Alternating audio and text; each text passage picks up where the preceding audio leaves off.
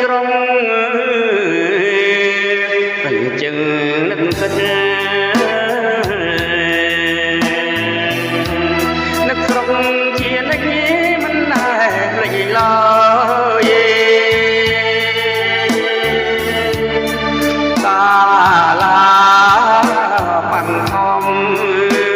វត្តត្បូងជាត្រយក៏ព្រៀនជាមួយអ្នកភូមិប្រុងស្រី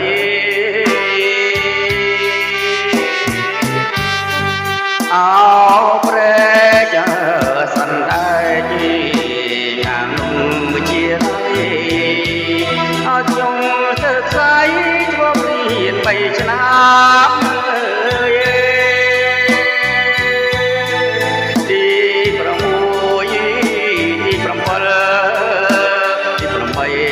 ជួបជុំដល់ថ្ងៃ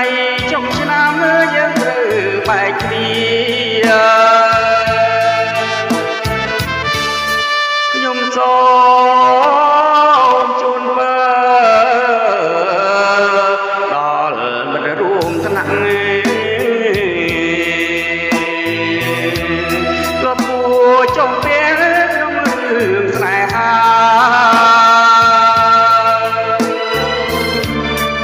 ក៏មិត្តបានសុខគុំជាតិណាណាខ្ញុំសូមសច្ចាទុកជួបជាតិក្រោយ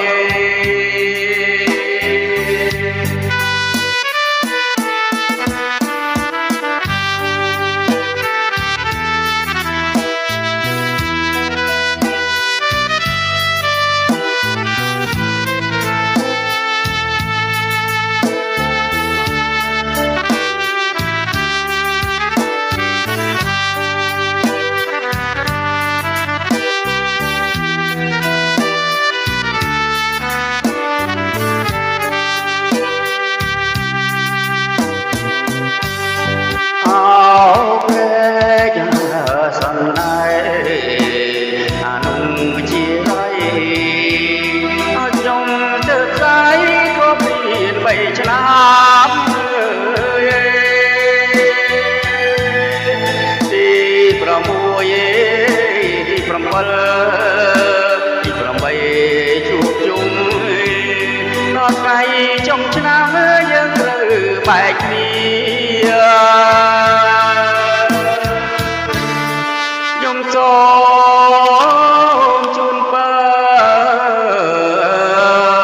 ដល់មិត្តរួមថ្នាក់ក៏គួរចំពាក់ក្នុងរឿងស្នេហាក៏មិត្តបានសុខគុំជាតិណាណា